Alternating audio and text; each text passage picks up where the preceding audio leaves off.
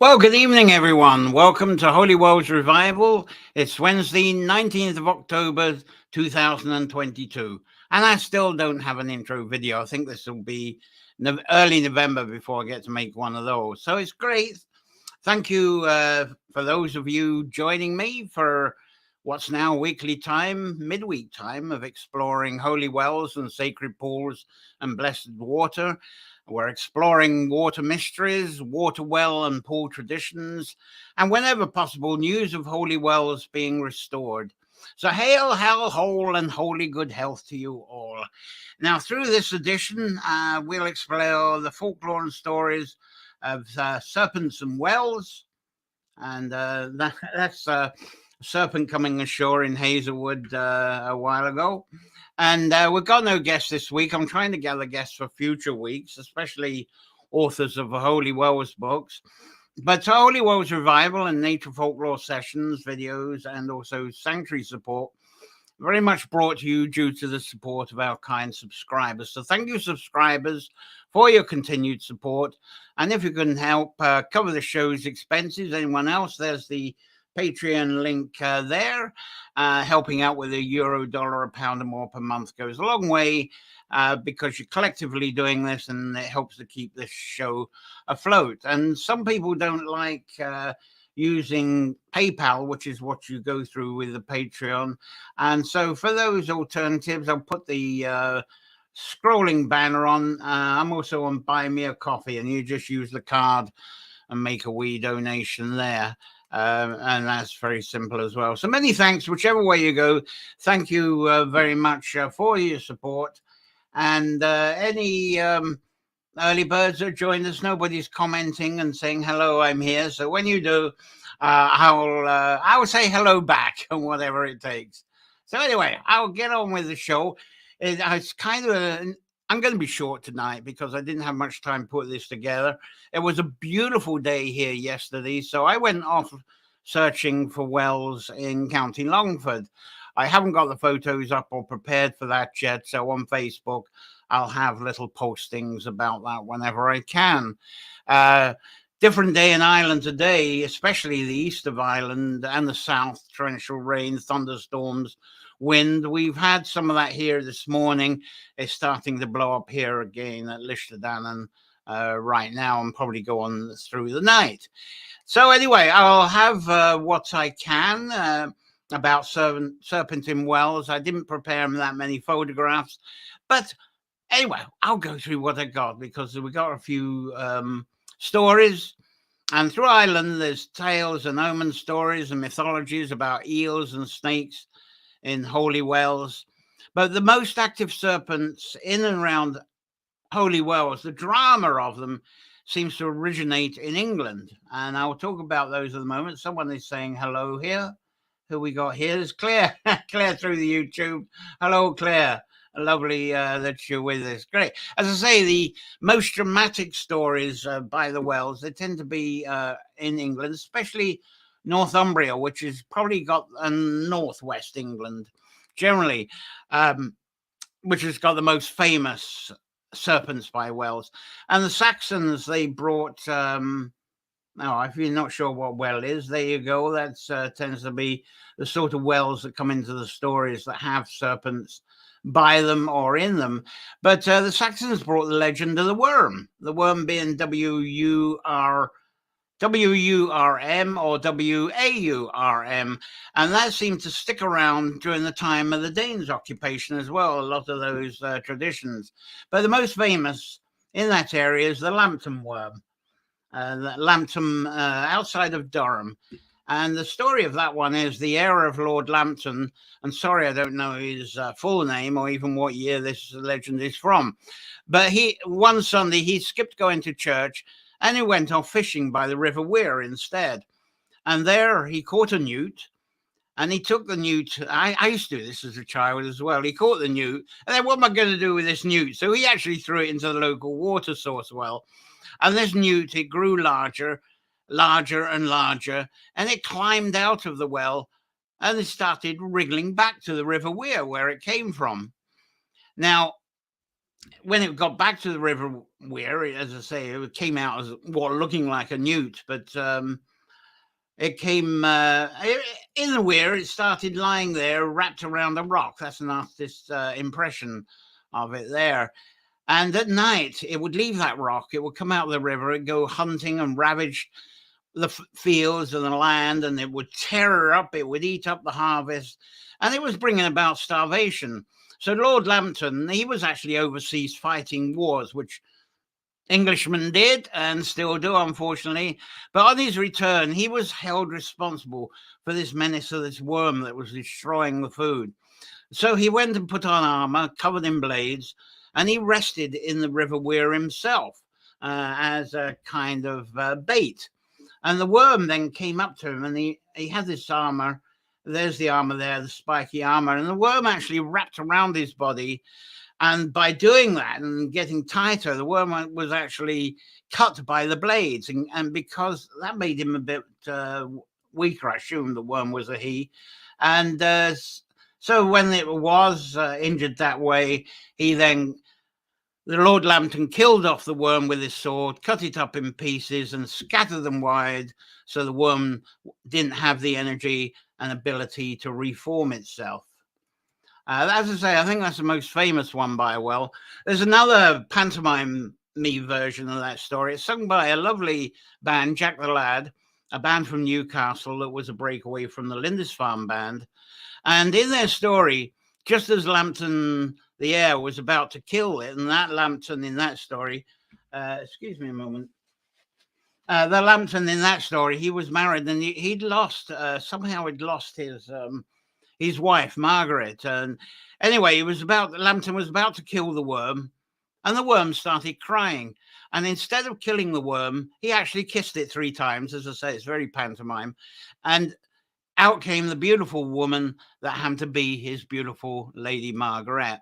Now, there's other English stories that tell of worms, not worms like you get in the soil, although the name connection I'll talk about soon. Also dragons surrounding wells, and preventing these worms, serpents, dragons. What they were doing in all of these legends was preventing people getting close to the wells to get to their water supplies. When the water supplies, they needed them for their brewing water, curing ailments. There was no tap water at the time these mythologies, this folklore came about. And again, sticking to Northumberland, there was another dragon. It was the dragon of Longwitton, and that wrapped itself around 3 local wells. And that dragon was actually attacked by a lad called Guy, Earl of Warwick. Guy, Earl of Warwick. But this dragon was different. Every time he swiped this dragon with his sword, the dragon instantly was healed. And the reason being is because this dragon, he was around 3 wells, and he made sure that he kept his tail in one of those wells. And by doing so, that gave the dragon instant healing. Now, when Guy worked that out, he then prevented the tail from getting into any of the wells. So that was the end of that.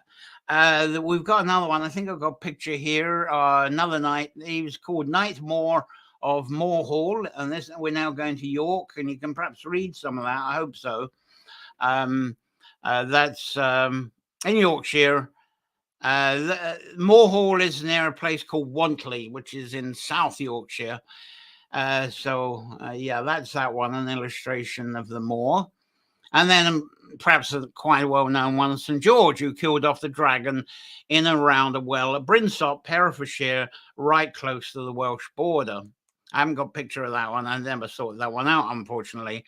There's variations of knights and lords who killed off other dragons around England. And of interest to me is a serpent killed off in Leicester. And by that well, that actual serpent was in a place called Gryphon, outside of Leicester. And in that story, the serpent was called a griffin or a griffin. And that became another name used in folklore for serpents around the time of medieval England. Anyway, someone else is here and commenting. Let's have a look. Amy Dixon. Hello, Amy. Thank you for joining in. Fabulous. Thank you very much. Now I'm going to go to Ireland because the approach to serpents in folklore, especially in medieval folklore, is very different. With this one, the dragon, let's get up to some speed with some pictures here. The dragon slayers were the saints, and they often sent serpents back to the sea. That's the best I could do with a serpent back to the sea, unfortunately, for a picture at the moment. And of course, the most famous for this is perhaps St. Patrick driving out the snakes in Donegal. That's the one just about everybody's heard of in some way. And they've got people have got their own interpretation of that. But with the saints, it seems that part of their story is different to the English ones. The English ones, the serpents were around the well and it was getting them away from the well so people could get access to the water, so the story tells. With the Irish ones, it was stopping the serpents getting to the wells, keeping the serpents and snakes away from the wells, which at the time of telling these tales, of course, it was referring to holy wells. Holy wells in the Christian form, not holy as I explained in an earlier edition, using the Saxon word of holy, hail. So maybe the Irish have picked up from, because there were Saxon students during medieval times, and maybe they picked up from them that the serpents by wells was not a good thing. So they had actually been warned, they got heads up about these serpents, so they weren't going to allow them to get close to the wells. But actually, I've got very different thoughts on that whole situation with snakes and serpents at wells, which I hope I'll be able to share with you a bit later. Now, one important matter I will talk about, it's on the 7th of December edition of Holy Wells Revival. I'm going to be talking about the saints, holy wells, and shrines. So I'll talk more about this situation then. But it seems that holy wells naming, this is St. Patrick's Well, this is St. Bridget's Well, this is St. Hugh's Well, that really started up, a lot of people think that's really ancient naming, but this seemed to all started up around the time of Pope Gregory in the 16th century, same time as our current calendar was brought into force. But like all Christian stories and doctrines, they wouldn't claim that their new orders and new rules were really part of the present time. It's saying, oh, we're doing this because this is the way it used to be. And in this case, I think with the saints and the naming of wells, they would claim that they were putting together fragments from the past and kind of making them clearer. There's always thing, oh, no, it's inherited, because, of course, the Christian faith itself never actually, never actually appeared at the time when Christ was around. He was a Jewish person. They kind of invented Christianity many years later. So that's the way I take it from this. And as I say, on December the 7th, I'll explain more about that. But the other thing is, I use the word sacred. I might have used it now. And I must tell you, I was talking to Mancolm McGann yesterday, and we were discussing about the interpretation of sacred. And it was the first time I'd heard anyone agree close to what I personally believed about what sacred is. Because I think when we talk of sacred, perhaps most of us idolize what sacred is, because we say that word towards something that's of mystery, often beauty, of course, such as an ancient tree or a waterfall or a beautiful holy well. We often say it within stone circles, or people do within ancient temples, even beautiful modern temples, ancient burial places, all kinds of places we say, oh, that's sacred. But what Mankin says is, he puts it over a bit more direct than I do, but it's the same thinking, is that sacred means something that's actually used by people to ensure their survival. And they depended on it, such as well water. Before we had taps, well water was the source of water. So it was sacred because people depended on it. Also, trees, about this time of year, and of course there's thunder and lightning over Ireland at the moment, and some trees that catch on fire, especially the oak, which is more prone to catch on fire. So when a tree catches on fire and provides us with embers that we can take home to start fires, we're using it, so that's sacred. So You'll hear him talk more about this on Nature Folklore because Munkhorn is a guest on this Sunday at 2 p.m. Irish time. Anyway, back to the Holy Wells. Those spring wells, they've been present for thousands to millions of years before the saints arrived. And for some reason, there seems to be several stories of saints battling serpents using their croziers. And a shame I never got the photos up for this, but I bring this up when we talk about Max Slack. But these saints, they chase them away from the holy wells, and sometimes they catch them and they slay them, and they also chop them up into bits so they don't reform again. Now, there's various St. Patrick verses with his crozier, and there's a St. Patrick verses Crom Cruach or Crom Dove at Mag Slack out. This is sort of borders between Cavan and Leitrim. That's right, Cavan and Leitrim. And that's one of the stories. And that includes keeping the serpents or serpent away from a well at the time was near Kilnavert Church in County Cavan. It's south of Ballyconnell. Now, some saints, when they chased the serpents that were threatening them away, they actually thrust the serpent with a crozier. And some saints, when they did this, some of the saints, when they did this, they seemed to have a habit of falling to the ground where one of their knees would indent a rock and up would spout a holy well. And sometimes the rock that they fell on would have an indentation right by the water, and they would say, oh, that's where the saint fell. And when he fell, up came the holy water. That's why the saints venerated that. There's an example of that if you go to Tubberbarry, which is near Strokestown in County Roscommon. They have one of those stones and a story there.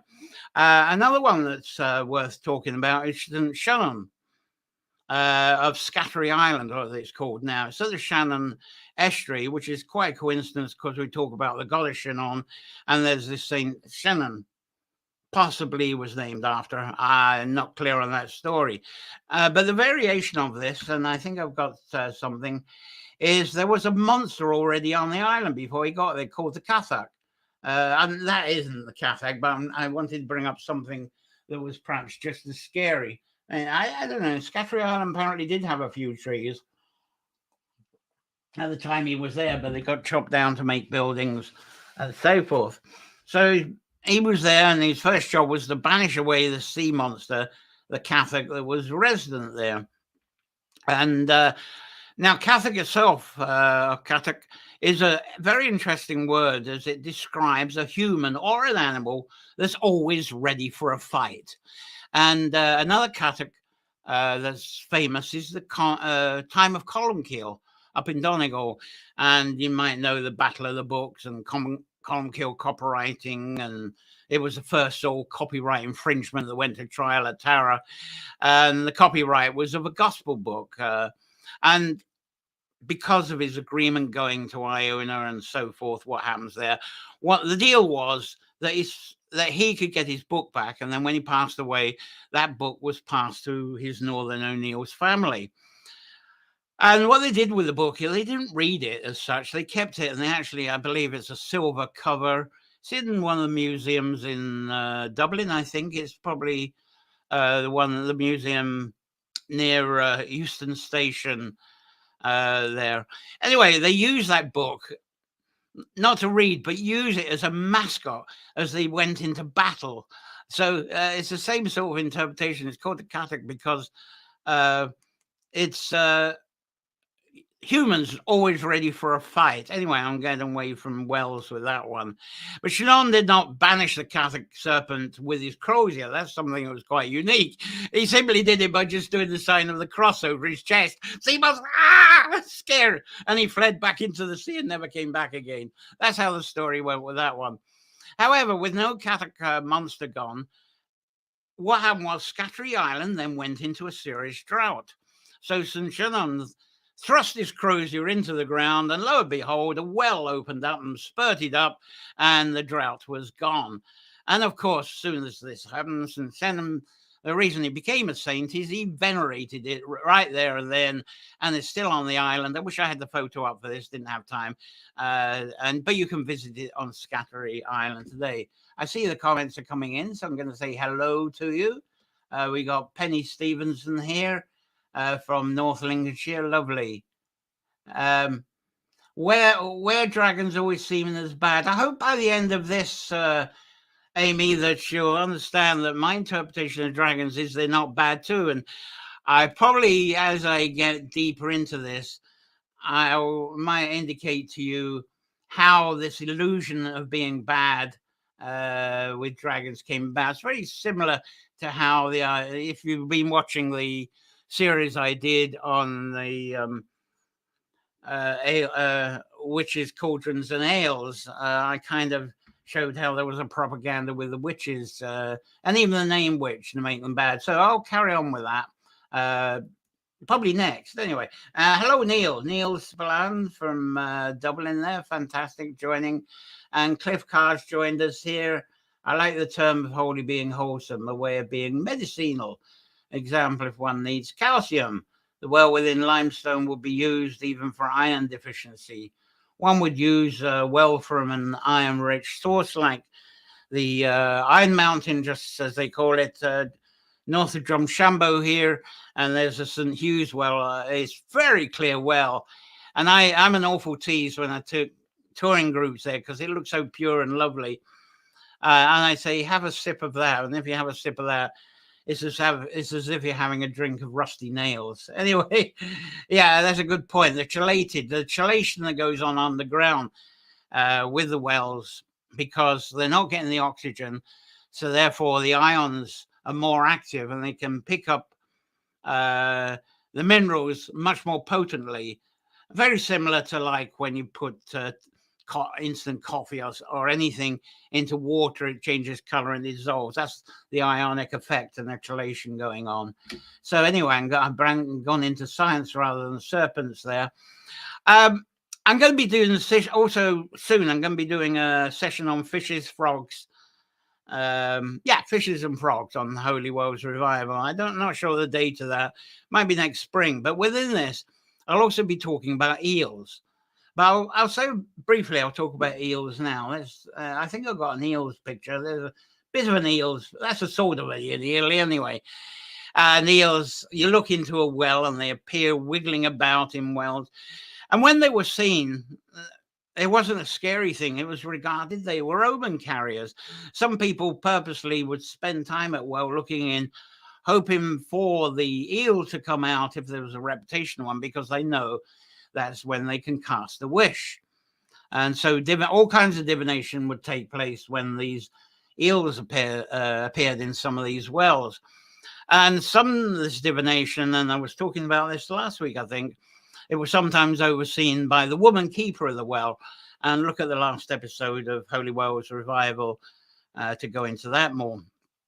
And I also talked about it during it was the witches session, wasn't it, last Wednesday? And that's where I talked about that a bit.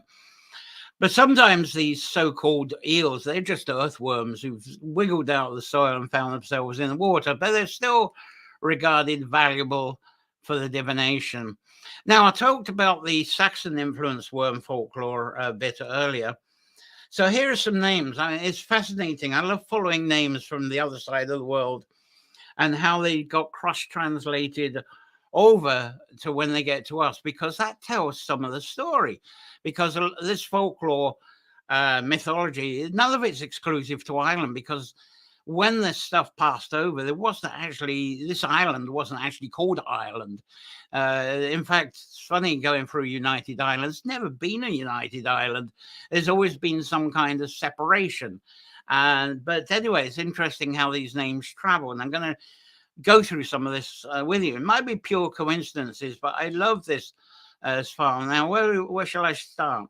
Because a lot of this, the sounds of words as they were passed, say from Middle East or the Orient over to us, they weren't written down because very few people had the skills for scribing.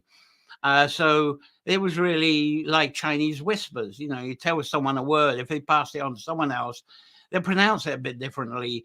And when it got down to scribing, same thing. You got to a scribe and give an oral word. One scribe's going to write one set of symbols. Another scribe is going to put another set of symbols.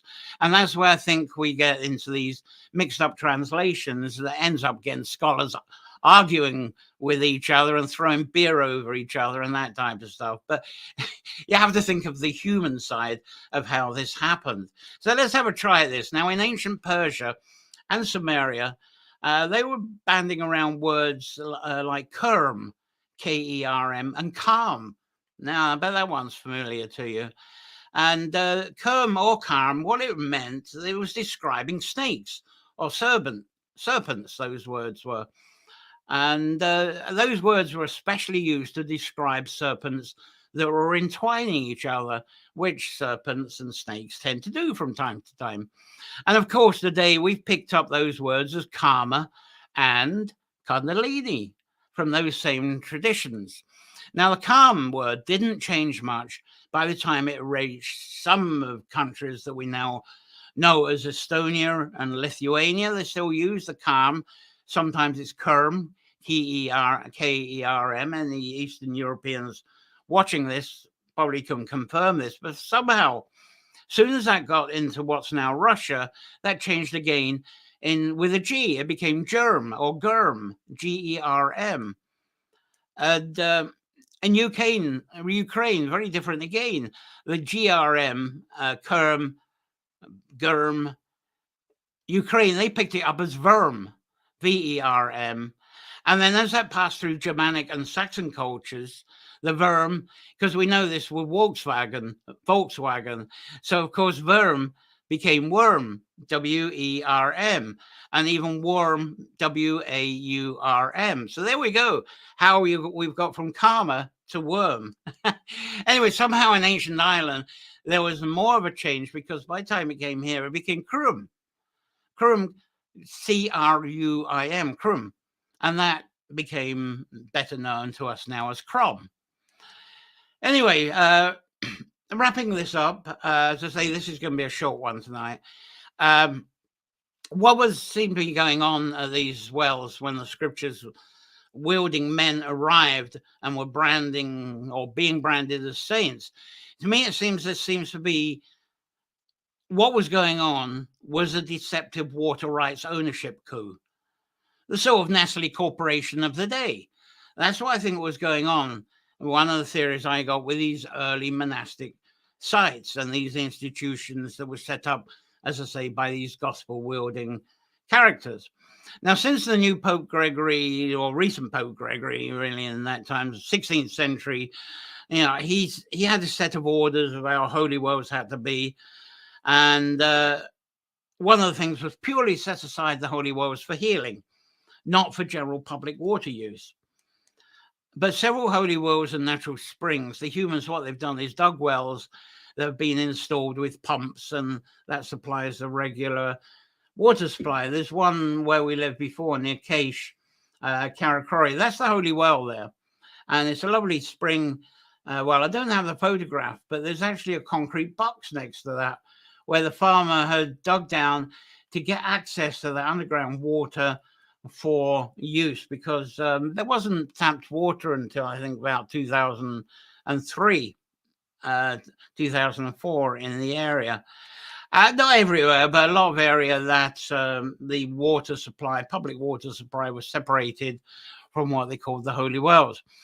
Now, when we talk about saints banishing dragons, serpents, and snakes, there is a cliche myth that this was all symbolic of the Christian church banishing the pagans.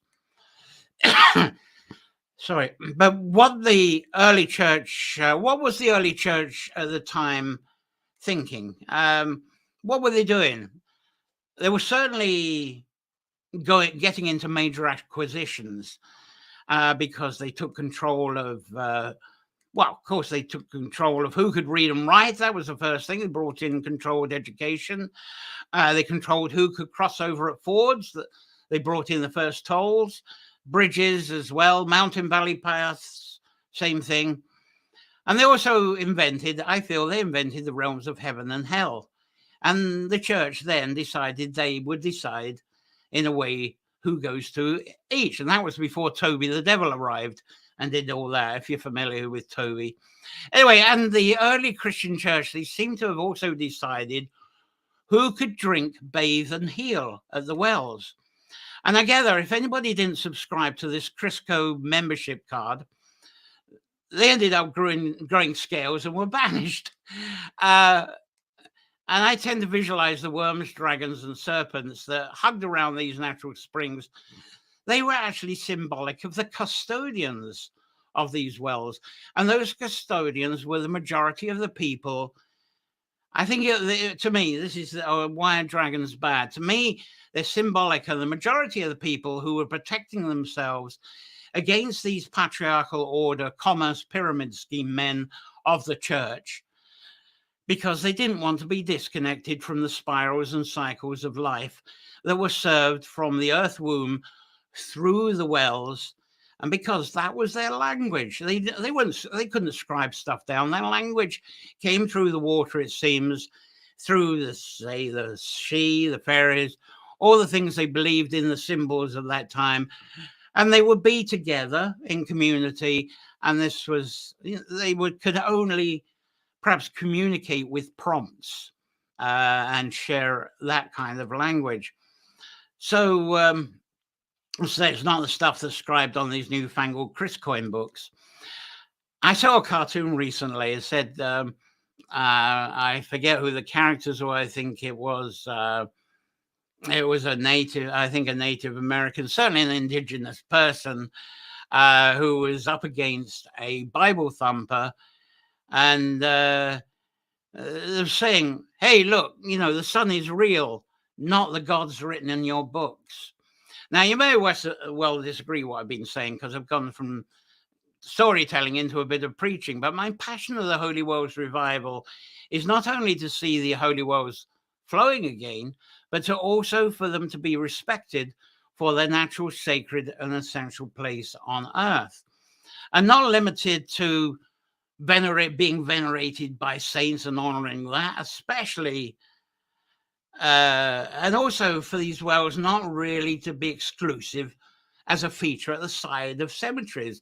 For some reason, that's where we get the access to most of the wells, is the cemetery wells. It's been damn hard getting access to these that are in wells that are still existing in farmers' fields. That's starting to improve. So to me, the crom, the worm, the serpent, and the dragon, they're all the essential ingredients of the water at wells. But that's just been, the unseen has been put into this imagery, which I feel you're observing and respecting the flow of the underworld of earth that provides everything for us above the world. But along comes the church and say, no, that's all wrong, because our belief says this is the devil. And as you know from the crom stories I've told, the crom has developed from being a serpent into a creature with horns, and then all of a sudden the poor cattle and bulls get blamed for devil worship. Anyway, all that to me, all of that is telling stories through imaginary visuals about the moving, waving, spirally life that's in the water. And I'll actually talk about more of this on this next Sunday, in addition, for a few minutes either side of when Mancor Magon is on with it. And of course, with him, we'll be talking about Listen to the Earth Speak and connected subjects, which is really about take a moment, getting rid of the linear, listen to what the earth is doing. It's not linear. The earth is not linear. So now I did say that I would include a couple of Scottish wells to finish off this edition, but I just didn't get any time to prepare them, unfortunately. So I'll just see what you're saying from what the little bit I've said so far. And Elizabeth Flynn's arrived and saying hello. Elizabeth, I hope you'll catch the beginning of this and get the archive. It's good to get it from the YouTube if you can't find it on the Facebook. All fascinating stuff, but I think I'm getting rid of it pretty quickly. As I said, I'm going to try and make these Wednesday sessions half an hour anyway. So, as I say, to remind again, Holy Wells Revival and Nature Folklore Sessions, videos and sanctuary support brought to you by the support of those kind subscribers through the Patreon there, or you can go help out through the Holy Well. There we go. Buy me a coffee there as well, and that's great. Anything you can help with it helps keep the show afloat. There's 2 at the moment. Anyway, thanks for your support. And now coming up on the Holy Wells Revival next Wednesday, 26th of October, isn't it? Yeah. I'll be, because it's a one time, so I'm going into these sort of subjects. 26th of October is going to be ghosts at the wells, at the Holy Wells. And maybe I'll include a couple of wells from County Limerick, if I can. Then the following Wednesday, 2nd of November, I've got to start chasing up a few people I've invited. But I hope we'll get a Holy Wells author on board, and we'll have an interview and a nice, one-on-one discussion. But as I say, I've got to find an author who's willing to do this yet. And now, because this is a new show, and some authors think, I'm going to get the circulation. But I think there's 1 or 2 willing people who know that when I do circulate these archive videos, they circulate well. Then 9th of November, it's the cursing folklore at Wells. And hopefully I'll have 1 or 2 wells from County Offaly. And then Nature Folklore, as I said, this coming Sunday, 23rd of November, at 4 p.m. Irish time. It's Listen to the Land Speak with guest Mancall McGann, who you well know is a wonderful author. And he's going to be here on Nature Folklore. Absolutely fabulous. So if you've got any comments, any questions of what I've been saying, quickly get them up now. I've enjoyed sharing this with you, the serpents and the worms and the dragons with you this evening, very briefly. Sorry I didn't have enough all the photos up. I'll do this again next year with a lot more graphics, but anyway, thanks very much. As if you're watching this late or watching this after that I finished the show, there is the archive video, the saved video. It's public, so watch those and commenting as well, because I'll return from time to time to answer questions. Subscribe by clicking the bell if you're watching from the YouTube especially, and we'll get details of the next Holy Wells Revival as well. So it just leaves me to wish you a wonderful week, or maybe just a few days if you come and see what I've got to say on Sunday and what Mancall has got to say on Sunday. So either until Sunday for Nature Folklore or next Wednesday, play well. Oh, there's someone's come up and saying something. Let's have a look. Cliff's saying thank you. Thank you, Cliff. Thank you for joining in. So, yeah, I think that's it from me. So, bye-bye, and I'll be with you again. Bye.